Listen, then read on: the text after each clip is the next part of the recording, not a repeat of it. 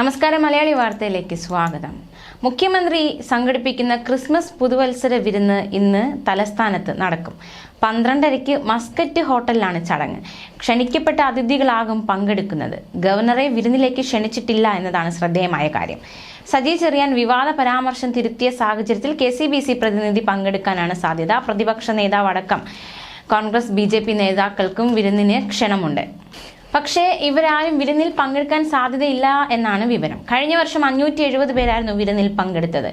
9,24,160 രൂപയായിരുന്നു മുൻ വർഷത്തെ വിരുന്നിന്റെ ചെലവ്. അതേസമയം സംസ്ഥാന ക്യാബിനറ്റ് യോഗം ഇന്ന് ചേരും. 1.5 മാസത്തിന് ശേഷമാണ് ക്യാബിനറ്റ് യോഗം തിരുവനന്തപുരത്ത് ചേരുന്നത്. നവകേരള സദസ്സ് ആയിരുന്നതിനാൽ പതിവ് ക്യാബിനറ്റ് ഇതുവരെ വിവിധ ജില്ലകളിലായിരുന്നു. നിയമസഭാ സമ്മേളനത്തിന്റെ തീയതി ഇന്നത്തെ യോഗം പരിഗണിച്ചേക്കും. ഈ മാസം അവസാനം ഗവർണറുടെ നയപ്രഖ്യാപന പ്രസംഗത്തോടെ സഭാ സമ്മേളനം തുടങ്ങാനാണ് ആലോചന.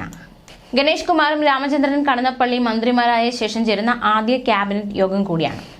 അതേസമയം കേരള രാജ്ഭവനിൽ ക്രിസ്മസ് ആഘോഷം സംഘടിപ്പിച്ചിരുന്നു. ഗവർണറും ക്ഷണിതാക്കളും ചേർന്ന് ക്രിസ്മസ് കേക്ക് മുറിച്ചു. കേന്ദ്ര സഹമന്ത്രി V. മുരളീധരൻ മുഖ്യാതിഥിയായിരുന്നു. മുഖ്യമന്ത്രിയെയും സംസ്ഥാന മന്ത്രിമാരെയും ക്ഷണിച്ചിരുന്നുവെങ്കിലും നവകേരള സദസ്സ് കാരണം ആരും പങ്കെടുത്തില്ല.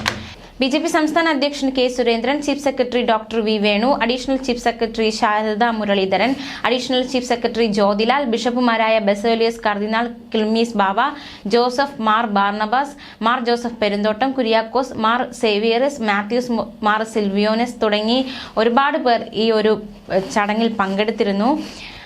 കണ്ണൂർ VC പുനർനിയമനവുമായും ബില്ലുകൾ ഒപ്പിടുന്നതുമായി ബന്ധപ്പെട്ട സുപ്രീം കോടതി വിധികളുടെ പശ്ചാത്തലത്തിൽ ഗവർണറും മുഖ്യമന്ത്രിയും തുറന്ന പോരിലാണ്. വിരുന്നിന് മുഖ്യമന്ത്രി എത്തുമോ എന്ന കാര്യത്തിൽ വളരെ ആകാംക്ഷയുണ്ടായിരുന്നു.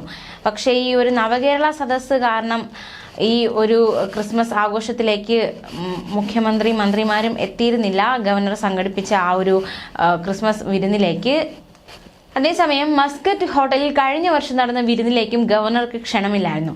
ഗവർണറും സർക്കാരും തമ്മിൽ തുറന്ന പോരിനിടെയായിരുന്നു ക്രിസ്മസ് വിരുന്ന് സംഘടിപ്പിച്ചത്. മുഖ്യമന്ത്രിയുടെ വിരുന്നുകൾക്ക് സാധാരണ നിലയിൽ ഗവർണർമാരെ ക്ഷണിക്കുന്ന പതിവില്ല. കഴിഞ്ഞ റംസാൻ കാലത്ത് നടത്തിയ ഇഫ്താർ വിരുന്നിലും ഗവർണറെ ക്ഷണിച്ചിരുന്നില്ല. എന്നാൽ ജസ്റ്റിസ് P. സദാശിവൻ ഗവർണറായിരുന്ന കാലത്ത് മുഖ്യമന്ത്രിയുടെ വിരുന്നുകളിലേക്ക് അദ്ദേഹത്തിന് ക്ഷണമുണ്ടായിരുന്നു.